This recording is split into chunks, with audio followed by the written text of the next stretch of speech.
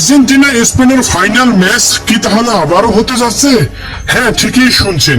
যে দুটো দল ফুটবল ইতিহাসে নিজেদের নাম ফুটবল প্রেমীদের মনে প্রাণে গেঁথে রেখেছে, তারা যদি আবারও একের অপরের সামনে দাঁড়ায় সবচেয়ে বড় মঞ্চে, তাহলে সেই রাতটা কেমন হবে একটাবার চিন্তা করে দেখেন তো। সেই ঐতিহাসিক ফাইনাল ম্যাচ কোথায় কবে অনুষ্ঠিত হতে পারে সেই নিয়ে থাকছে আজকের এই প্রতিবেদন। কিন্তু এই প্রশ্নের উত্তর খুঁজতে গেলে আমাদের ফিরে যেতে হবে অতীতের সেই ফাইনালে, যেটা আজও ফুটবল প্রেমীদের মনে একটা অমীমাংসিত প্রশ্ন হয়ে ঘুরপাক খাচ্ছে। সত্যি কি রেফারির একটি সিদ্ধান্ত সেই ম্যাচের গতিপথ বদলে দিয়েছিল, নাকি আর্জেন্টিনার পরাজয়ের পেছনে ছিল শুধু নিজেদের ব্যর্থতা? আজ আমরা আবেগ দিয়ে নয়, বরং প্রতিটা গুরুত্বপূর্ণ মুহূর্ত বিশ্লেষণ করে সেই উত্তর খোঁজার চেষ্টা করব এই ভিডিওটিতে। তাই ভিডিওটি না টেনে সম্পূর্ণ দেখতে থাকুন, কারণ আমরা আজ যা দেখাতে চাচ্ছি সেটা দেখার জন্য আপনারা মোটেও প্রস্তুত ছিলেন না দর্শক।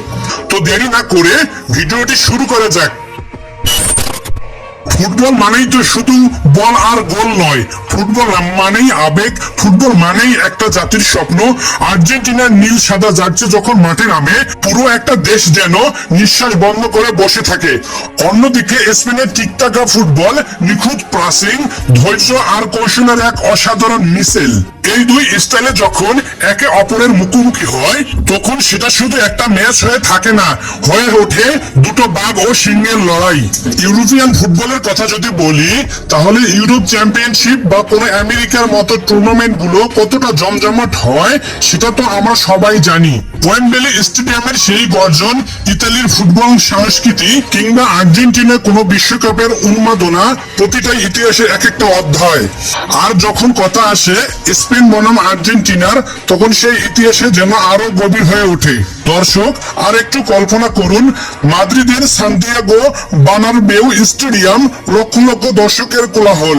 স্টেডিয়ামের আলো যখন জ্বলে ওঠে, তখন মনে হয় যেন গোটা শহরটাই জেগে উঠেছে এই একটা রাতের জন্য। ম্যাচের দিন কাউকে আলাদা করে বলে দিতে হয় না, সবাই নিজে থেকেই জানে আজকের রাতটা অন্যরকম। প্রতিটা মানুষ ভাবতেই থাকে, আমি কি সেখানে পৌঁছাতে পারবো? টিকিট, ভ্রমণ, পরিকল্পনা সবকিছু ছাপিয়ে যায়। দর্শকের একটাই আকাঙ্ক্ষা, নিজের চোখে সেই ইতিহাস দেখার। কিন্তু চলুন এবার ফিরে যাই সেই আলোচিত ফাইনালের বিশ্লেষণে, যেটা নিয়ে আজও তর্ক থামেনি। ম্যাচের শুরুটা ছিল বেশ রমরমে, দুই দলই নিজেদের পরিকল্পনা অনুযায়ী খেলছিল। প্রথম কয়েক মিনিট আর্জেন্টিনা আত্মবিশ্বাসে ফুটবল খেললেও সময় গণনার সঙ্গে সঙ্গে স্পেন ধীরে ধীরে বলের দখল বাড়াতে শুরু করে। মাঝ মাঠে তাদের নিয়ন্ত্রণ এবং দ্রুত পাসিং আর্জেন্টিনাকে ক্রমশত চাপে ফেলে দেয়।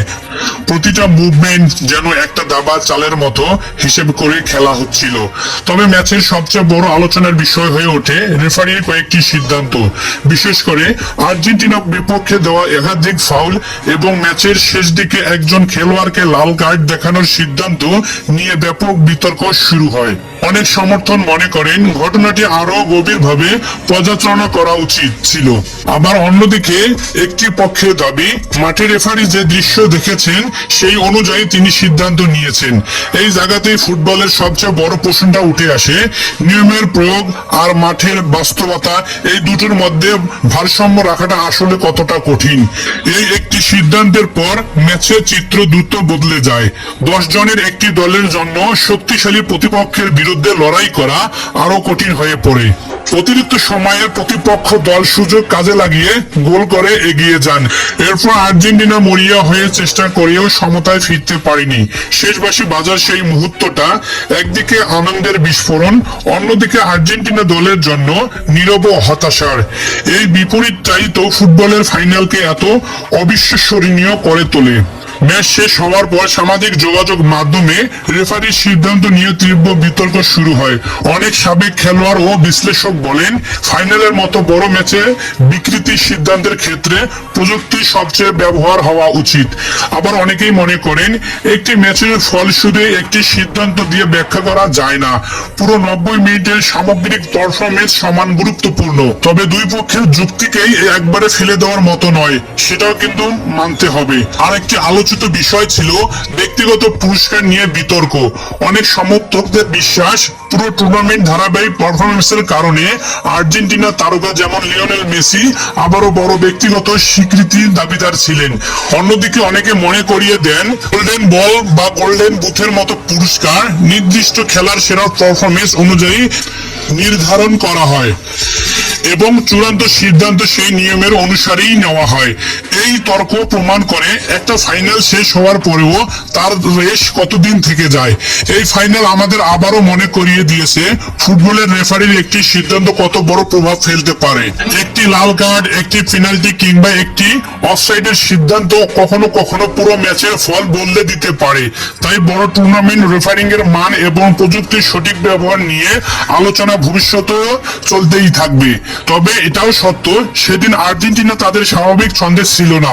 অনেক সহজ পাসে ভুল হয়েছে, আক্রমণের ধার কম ছিল মেসিদের এবং মাঝ মাঠে প্রতিপক্ষের চাপ সামলাতে দলকে রীতিমতো সংগ্রাম করতে হয়েছে গোটা মাঠে। অর্থাৎ শুধুমাত্র রেফারির সিদ্ধান্ত নয়, মাঠের পারফরমেন্স ম্যাচের ফলাফল সমান গুরুত্বপূর্ণ ভূমিকা রেখেছে। জয় পরাজয় ব্যাখ্যা কখনোই একঘেয়েমি এক পক্ষের হয় না, বরং সেখানে একসঙ্গে অনেকগুলো ফ্যাক্টর কাজ করে। এখন আবার ফিরে আসি শুরুর প্রশ্নে। যদি সত্যি আর্জেন্টিনা আর স্পেনের আবার মুখোমুখি হয় কোনো এক ফাইনালে, তাহলে কি ইতিহাসে সেই পুরনো ক্ষত মাথায় নিয়েই মাঠে নামবে দুই দল, নাকি এটা হবে সম্পূর্ণ নতুন এক অধ্যায় যেখানে পুরনো হিসেব নিকেশ ভুলে নতুন করে সব শুরু হবে? আক্রমণাত্মক আর্জেন্টিনা বনাম কৌশলী স্পেন, এই লড়াই যতবারই হোক না কেন প্রতিবারই সেটা নতুন করে ফুটবল প্রেমীদের হৃদয়ে স্পন্দন বাড়িয়ে দেবে। তাই অনেক বড় বড় গণমাধ্যমে ইতিমধ্যে দাবি তুলেছেন এবং অনেকেই এই দাবিকে যৌক্তিক বলে স্বাক্ষরও করেছেন, যাতে এই ফাইনাল ম্যাচ আবারও পুনরায় অনুষ্ঠিত হয়। সব মিলিয়ে এই ধরনের একটা ফাইনাল ফুটবল ইতিহাসে শুধু একটি শিরোপা নির্ধারিত ম্যাচ হিসেবে নয়, বরং রেফারিং, প্রযুক্তির ব্যবহার এবং বড় ম্যাচের সিদ্ধান্ত নিয়ে দীর্ঘদিন আলোচিত একটি অধ্যায় হিসেবে স্মরণীয় হয়ে থাকবে। এখানে আরো একটি কথা আজ না বললেই নয়, সেটি হলো যদি আর্জেন্টিন গোলকিপার সেদিন এতগুলো গোল সেভ না করত, তাহলে সেদিন 7 থেকে 8টা গোল হতো বলে ধারণা অনেক ফুটবল বিশ্লেষকের। এখন প্রশ্ন আপনাদের কাছে দর্শক, আপনার মতামতে রেফারির বিতর্কিত সিদ্ধান্তগুলোই কি আর্জেন্টিনাদের পরাজয়ের অন্যতম কারণ ছিল, নাকি প্রতিপক্ষ দল সেদিন ভালো খেলেই শিরোপা জিতেছিল? আর যদি সত্যি আর্জেন্টিনা স্পেন ফাইনাল আবারও শুরু হয়, তাহলে আপনার পছন্দ কার দিকে? আপনি কোন দল সমর্থন করবেন? দর্শক, আপনার বিশ্লেষণ এবং মতামত কমেন্ট করে অবশ্যই জানিয়ে দিন ভিডিওর নিচে। ভিডিওটি ভালো লাগলে লাইক করতে ভুলবেন না, আর এই চ্যানেলে নতুন হলে সাবস্ক্রাইব করে রাখুন, কারণ ফুটবলের মতো এমন আরো বিশ্লেষণ ধর্মী প্রতিবেদন নিয়ে আমরা ফিরে আছি খুব শীঘ্রই। ধন্যবাদ সবাইকে। দেখা হচ্ছে নতুন কোনো এক ভিডিওটিতে। ততক্ষণ ভালো থাকবেন, সুস্থ থাকবেন।